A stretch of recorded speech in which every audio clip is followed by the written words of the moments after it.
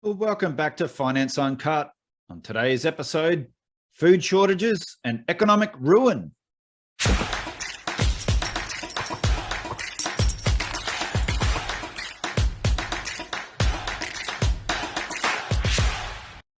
So we've previously warned about a whopping food crisis and supply problems in the fertilizer market.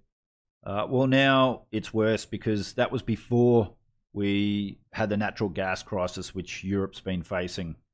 And I did this video several months ago where in it we talked about Monsanto and Bayer, about seeds and grains and farms and basically the coming food crisis amongst a whole heap of other crises as well. So here's a chart of urea. Now, natural gas is a critical input into making fertilizers. Urea is essentially ammonia in solid state, and the process of which entails reacting ammonia with CO2. And as we all know, thanks to the climate movement, that CO2 is currently the devil. The problem, of course, is that with no natural gas, there's no urea. And with no urea, there's no fertilizer. And with no fertilizer, well, we have a food problem. And let's just cut to an article with an Aussie farmer. So in December, this Australian farmer revealed the terrifying reality of Australia's urea shortage. And if you haven't yet watched the video, I recommend that you do. And basically what he said was in the video, not only will we not be able to grow cattle, and we'll not be able to grow food, and we'll not be able to grow grain or anything like that, but even if we could, we can't move it because we can't turn a wheel in a truck because we have no AdBlue. AdBlue is needed for diesel vehicles, which half the trucks on Australian roads run on diesel. And as of February, we might not have a truck on the road in Australia. We might not have a train on the tracks. So quite literally, the whole country comes to a standstill as of February. The farmer then goes on to say, go and have a look in your cupboard and go and have a look in your fridge. And I guarantee just about every single item there, at some point, urea has been used to produce that item, whether it's a steak or a salad or a can of baked beans. So I've shared this chart in a video late last year, fertilizer prices and food prices, and you can see the correlation there.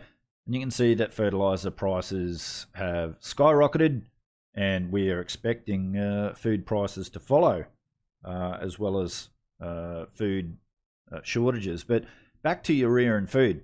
So you can't make fertilizer without urea and natural gas. And as the price of either of these go higher, and both are, it significantly impacts the price of fertilizer. And the price of fertilizer impacts, in turn, the price of food, as you can see from this chart. This is because fertilizer is the second largest cost input or component of most agricultural production. I've got a lot of farmers. I grew up on a farm, so I understand this. And then the first being diesel as well. So we now have a bull market, not just in urea, but in natural gas, and to top it off, in diesel too. So when we see this, to expect food prices to remain stable when the ingredients to producing it are all rocketing higher really is comical at best. And I shared this last year. Europe's energy crunch is forcing UK factories to shut down. US fertilizer maker CF Industries shuts 2 UK plants. Other companies have warned of inflationary pressures. And nitrogen fertilizer shortage threatens to cut global crop yields. CF Industries. This was back in November. The previous article was back in September. I've been warning about this, and we're starting to see it now. Here in Australia, IPL plans 2022 closure of Australian fertiliser plant. Australian Fertiliser, Explosive and Industrial Chemical Group, IPL, plans to shut its Gibson Island fertiliser plant in Brisbane, Queensland in December this year when a prevailing feedstock gas supply contract expires. The decision to cease manufacturing with natural gas at the end of 2022 comes as it has been unable to secure an economically viable long-term gas supply agreement. The firm will undertake a feasibility study into industrial-scale production of green ammonia at Gibson Island.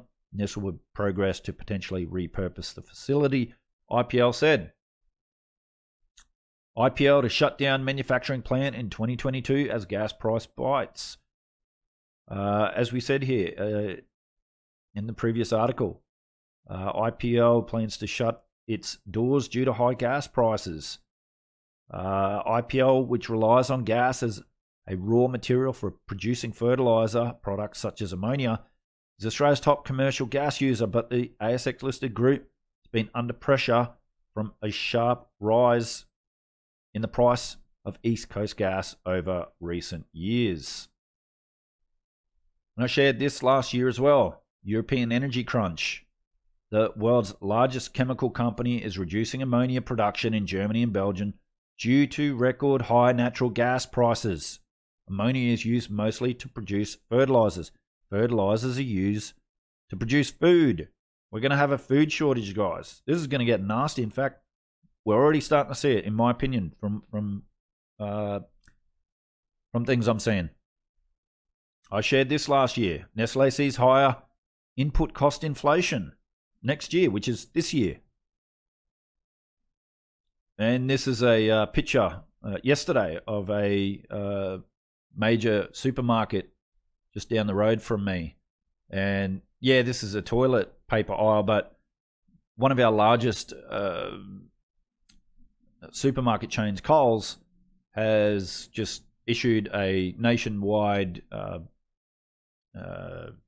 portion on how much meat you can buy, rationing how much meat you can buy.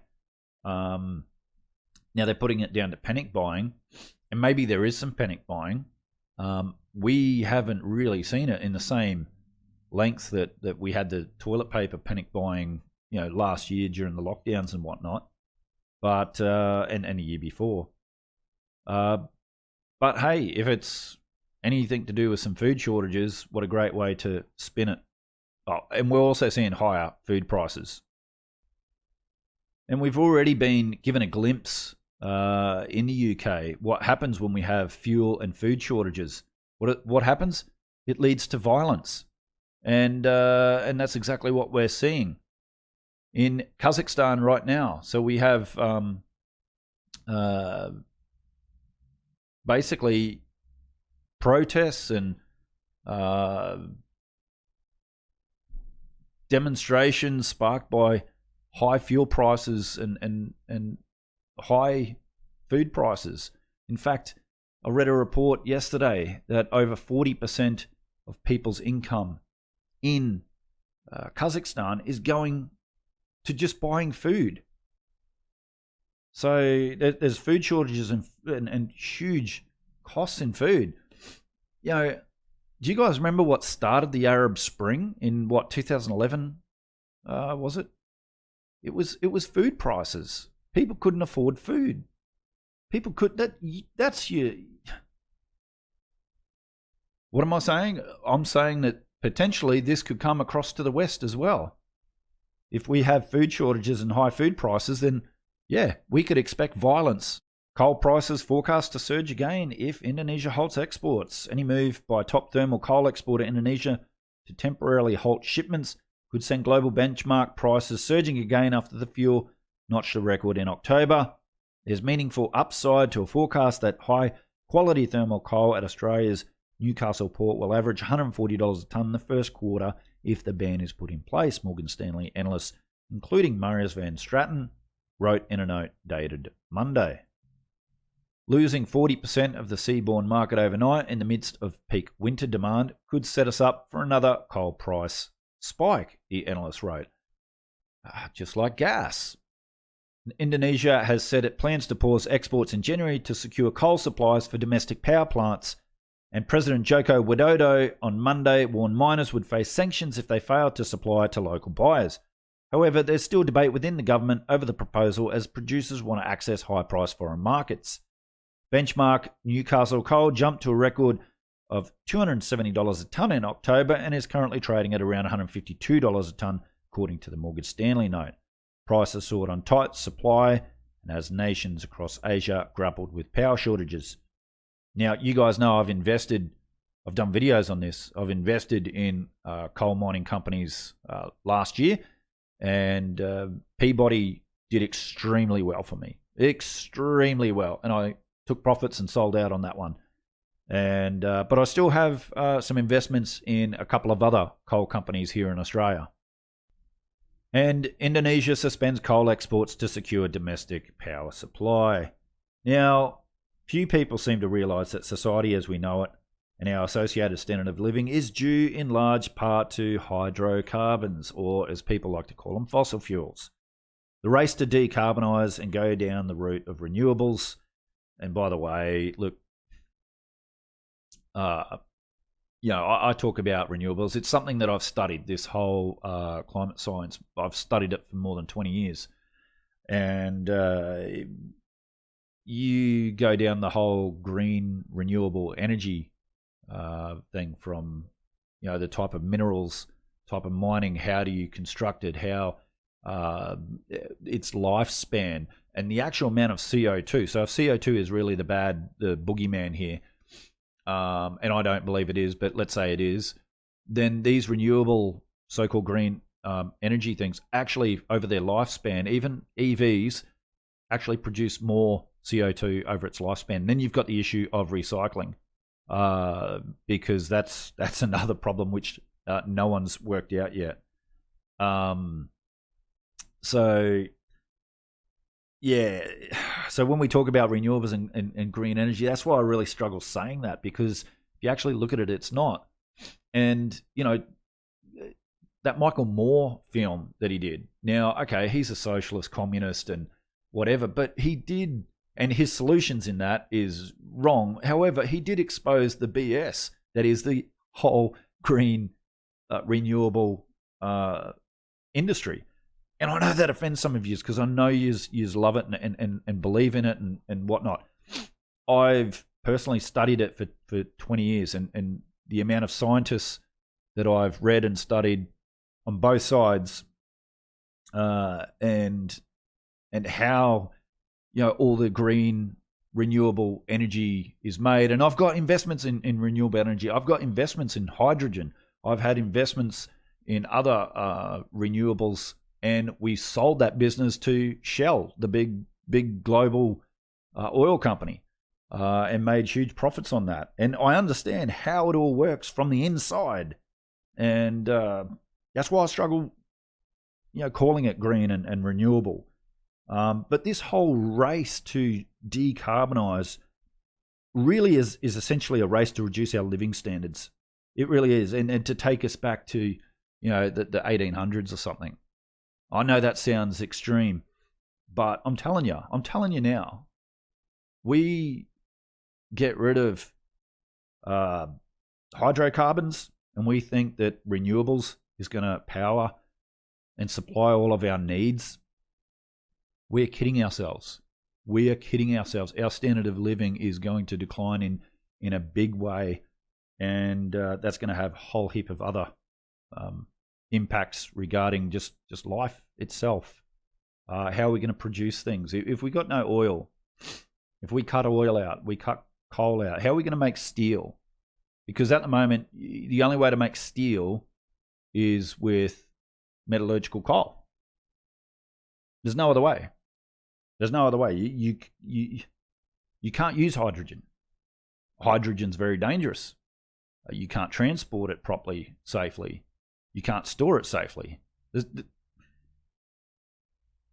There's just so many issues here. But anyway, that's my opinion. And I shared this chart just prior to Christmas. CPI tracks beautifully with oil. And I believe we're going to see, potentially if we see a market crash soon, we could see oil come down. I can definitely see oil coming down. Maybe around the $50 mark, maybe 40. It could squeeze down that low. I don't think we're going to see what we saw last year with negative oil prices. But what we are going to see is, unfortunately, for those that don't like it, we are going to see an increased demand in oil, coal, and other things. But the problem is the drilling and the exploration, that hasn't kept up. In fact, there's going to be a big supply-demand issue here. And so I'm expecting oil, $150, maybe $200 a barrel. When do I think that might happen? Could happen later this year, maybe next year. Yeah, and you know what? That might only be a conservative target. And I shared this chart before as well. Yeah, very good correlation. So what does that mean? That means if I'm right and we see higher oil prices, we're going to see higher CPI. That's going to eat into the middle class and the poor in particular. That's going to hurt them the most. It's going to hurt businesses. It's going to hurt the energy sector. We see higher coal prices as well. We're going to see higher energy prices, natural gas. A lot of businesses are going to close down because they just can't afford to turn the lights on. So we're going to have less jobs, so higher unemployment. This is poverty, folks. I'm telling you, standard of living is going to crash. And thanks to Charlie Balello once again for a great chart. To make matters worse, have a look at the M2 currency supply. This is a fantastic chart coming back from 1959. Look at it in the last 2 years, 25% and 12%. And you think, 12%, it's come right back. Yeah, have a look. Just have a quick look over the last, 60, 70 years. Yeah. 13% was as high as it got before. So, and we haven't even started MMT yet. We haven't even had, central bank digital currencies where, central banks will turn reserves into legal tender, which Dr. Lacey Hunt says I go from being a deflationist, skip over the inflation, jump straight into hyperinflation. This is before we really have even got UBI. We've had a taste of it, but I believe it's coming. And so the currency supply is going to increase while the supply of the things we need, like food and energy, is going to decrease. And some say these central bankers are just useless. They can't forecast anything. And then others say, no, they do that on purpose. And here's just a chart of showing how useless ECB staff at projecting. But it's not just them, it's all central banks. But once again, back to the CO2 issue. And from The Economist, beef emits 31 times more CO2 per calorie of food than tofu does. And you can see the little graph there. Beef, pork, cow's milk, chicken makes up a big part of that CO2, that devil thing. We need to get rid of all that CO2.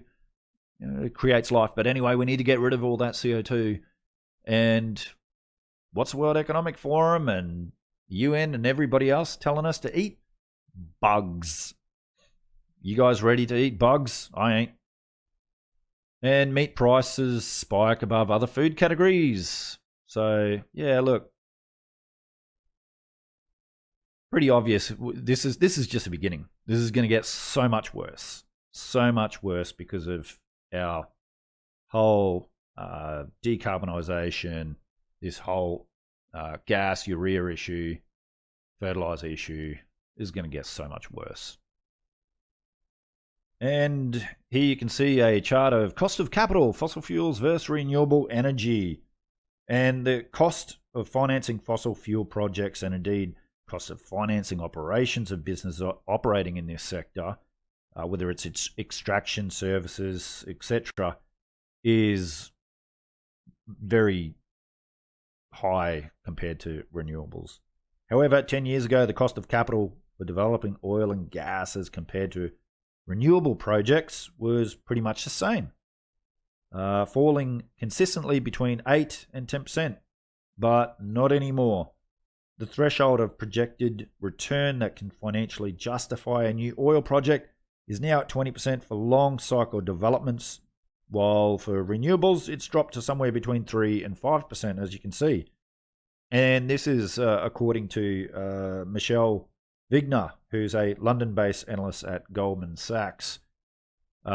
She says that's an extraordinary divergence, which is leading to an unprecedented shift in capital allocation. This year will mark the first time in history that renewable power will be the largest area of energy investment. And why is it so high? Well, simple. If you want to lend to fossil fuel producers as stakeholder capitalism, ESG mandates, and identity politics infest corporate boards. Virtue signaling. I know Shell bought our renewable business simply because, by the way, it was a rubbish business, but hey, they bought it. It doesn't work, but hey, they bought it because they can tell to the world, to their corporate boards and its staff and the government mandates and everyone that, hey, look, we're good people. And now there's pressure on banks not to lend in this sector. So moving forward, the exploration, the supply of fossil fuels is going to be less and less and less. Unfortunately, for people, the demand is only going to increase for the product. And, well, you're wondering why I think, we're going to get $150 to $200 oil. And who knows, that might be on the conservative side. But don't worry. A carbon price can fix everything. Carbon prices going through the roof. This is a great $1 trillion industry, by the way, which I got a company that trades in this space. So, I'll definitely make money in this space. Unfortunately for the middle class and the poor, they're going to get hammered. So in this chart, we've got a reasonably objective study from the Geological Survey of Finland, and it concludes on just how much more electricity generation will be required if we do retire natural gas and coal. So basically, it's all that green. That's the extra electrical power annual capacity required to be installed. So electrical power required to phase out coal-fired steel manufacturer. You can see it there. Electrical power required to phase out gas building heating. Electrical power required to phase out gas and coal power station. Electrical power required to produce hydrogen for vehicles. Electrical power required to charge EV batteries. So have a good look at that. But you need batteries to provide power when the sun isn't shining and the wind isn't blowing. And here in this chart, it shows how much materials would be required to produce all these batteries. And you can see the 2018 annual production, the amount needed for this.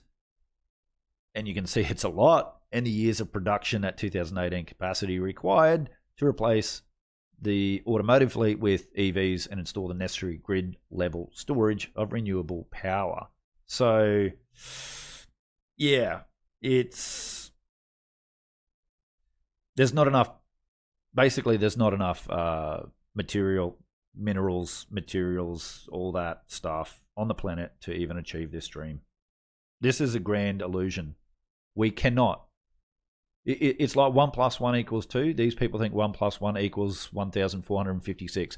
It doesn't add up, folks. I'm telling you. I've studied this. I've looked into it. It doesn't add up. You're being conned. And I've shared this chart, chart before. So policymakers have had zero impact on curtailing global hydrocarbon demand. Everyone can agree on the goal of clean energy, but the simple reality is major emerging economies like India and China, and obviously Indonesia, show no signs of giving up on one of the cheapest fuel sources on the planet. Despite China talking a good game about cutting emissions, the country this year added a record volume new coal-fired power capacity. That's last year. That's why analysts are calling for 5% growth in coal-based power generation this year, followed by another 3% growth in 2022 to new record highs. Add it up, and it's a simple equation.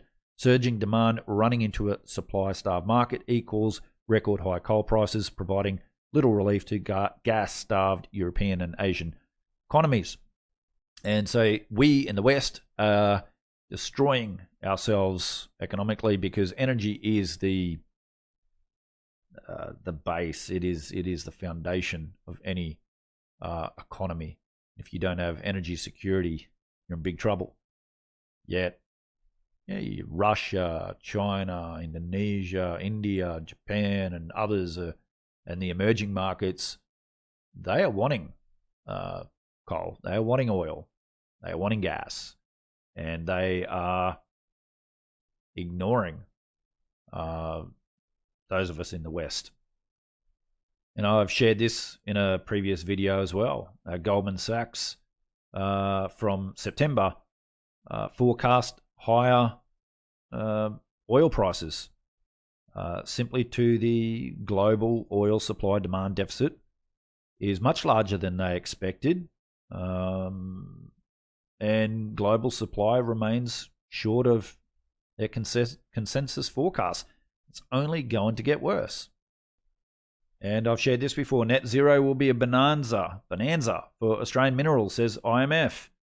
And guys, if you guys want me to do a video on how to invest for all this, so I've invested in agriculture and fertilizer companies. I've invested in different minerals and metals, different energy firms to profit from this. If you guys want me to do a video on that, let me know in the comments. Let me know in the comments below if you want me to share how I invest to prepare and to get through what I think is going to be a very difficult time in the West. Just let me know in the comments below. Just let me know if you want me to do a video on that. Let me know. And it's not even me. It's not even Chris Macintosh. Also, Mr. Big Short, Dr. Michael Burry. I've shared this before as well. The jump in prices drawn complaints from some in Europe that green policies can raise costs on consumers. Question. So ESG is inflationary. Who could have seen that coming? Answer, any ex-Californian. So even Dr. Michael Burry understands that this ESG movement is inflationary, and that's why I believe we're in an inflationary decade ahead. Everyone's looking at the macro, and I'm on the inflationary camp on the macro side of things. But the energy side of things, the ESG movement, this move to decarbonize, to move away from fossil fuels, hydrocarbons. I mean, this is inflationary, folks. This is why I'm on the inflation bandwagon. We're going to see the reduction of goods and services. So even if the macro, even if the dollars, the currency stays the same, or it could even shrink, and we'll still see CPI increases because the supply is going to be hammered like, well, we're getting a taste of it, aren't we? But don't worry. Once again, one of my predictions in my video late last year, I said I wouldn't be surprised if we see price controls, and lo and behold, the media are now talking about that, and I'm hearing economists talking about that. And here from The Guardian, we have a powerful weapon to fight inflation, price controls. It's time we use it. What a joke. I knew this was coming.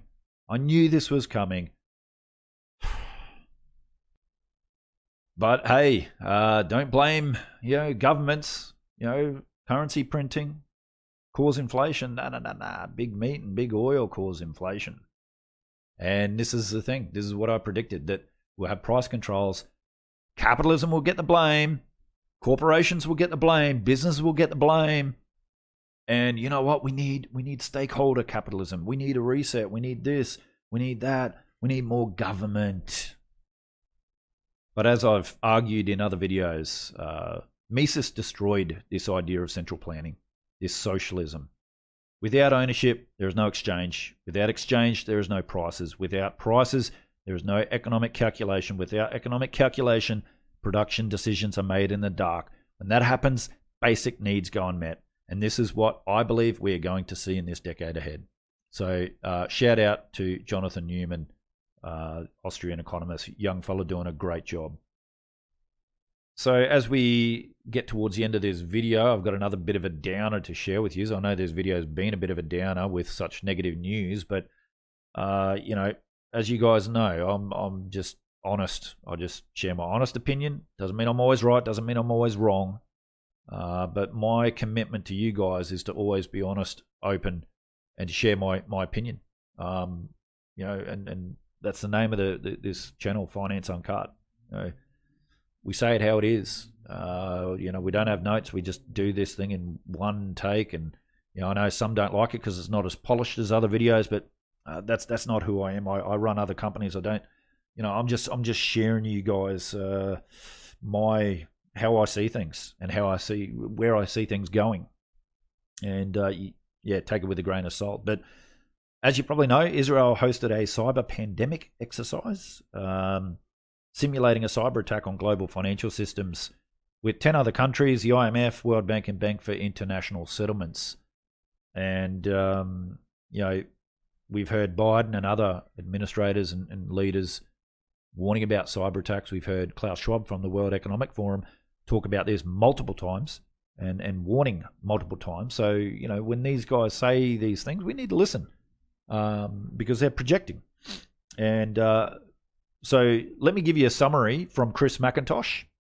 So he said it like this, that like the cough, this is designed to usher in the Great Reset, a plan originally made in 92 entitled Agenda 21 at the UN.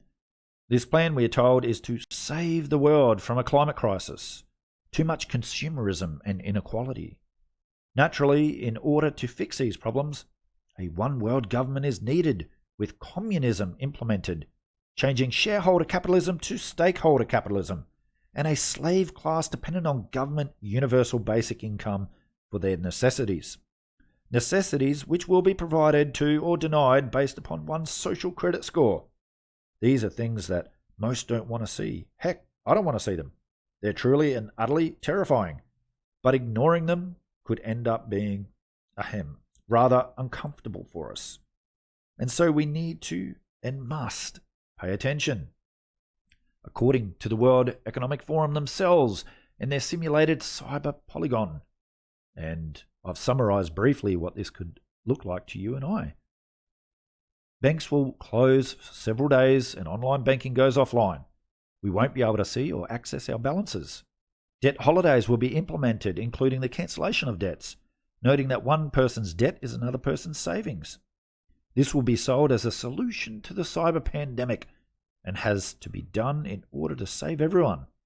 Coordinated delinking from major currencies will see the end of balances in US dollars, British pounds, and the euro. Individual currencies will presumably be rebased and severely haircut into central bank digital currencies. If you think this last point is nuts, consider that this took place back when the euro was created and countries such as Portugal got absolutely creamed in the roll-up to converting their currencies. The same will happen here, but with a greater haircut and at a scale that would be truly breathtaking. This time, however, masking such theft will be a barrage of propaganda from the usual suspects in corporate media outlets pointing to dirty Russians and Chinese hackers. And you know what? The majority will probably believe it. A weapons of mass destruction redux. So let's say we get a cyber pandemic where all of the above is implemented, causing massive chaos. People will become desperate and would likely have martial law implemented, together with rationing of critical food supplies, and in the midst of this chaos, Russian and Chinese hackers will be blamed. So that's from Chris Macintosh. That's his summary. So to finish off this video, let's go back to the beginning. And Chris shared in a recent newsletter, no natural gas equals no nitrogen fertilizer for crops. No natural gas equals no CO2 as a byproduct fertilizer manufacturer. No natural gas equals no packaging for processed foods. No natural gas equals no meat and poultry production. No natural gas equals no fizz in beer or sodas. And you guessed it, way higher food prices. It's why we remain very long a number of agricultural stocks and fertilizer producers. And I agree, I'm invested in bunch of agricultural stocks. I actually said in a video middle of last year that I had young Benji, who works as an analyst for me, to do some work in this sector, and we found some wonderful companies, and that was fantastic. Now, I've never been a bit of a prepper. Yeah, I hold gold, physical gold, and some physical silver, and that's probably been about the most preppy type of person I've been. But I have bought food. It's ration food, but it's food that lasts for 23 years, and I've bought close to 6 months worth of that food now. I've got a whole heap of water. I've got a whole heap of natural gas and other things. I've got some agriculture. Still haven't bought that farm. I did a video once again around maybe July, August last year, where I was out on location in a rural area looking at farmland. And tomorrow, which will be late last week, so I'm recording this video on Thursday, Brisbane time, the 6th of January. So you guys are probably getting this Monday morning. So tomorrow, Friday, which is last week Friday, man, I'm confusing myself. I'm going to look at some farmland in another area as well. So that is still on my agenda. But yeah, if you guys want me to do a video on how to invest for what I'm seeing in this, food energy crisis moving forward, let me know in the comments below. This is just my opinion, but love to see your thoughts and comments in the below. And if you guys think I'm crazy, if I'm wrong, share with me. I'm open. I listen to all sides of the debate on everything. So anyway, guys, thanks for that. If you like this video, please hit that like button. Really do appreciate it. Take care, and I'll see you again on another episode of Finance Uncut.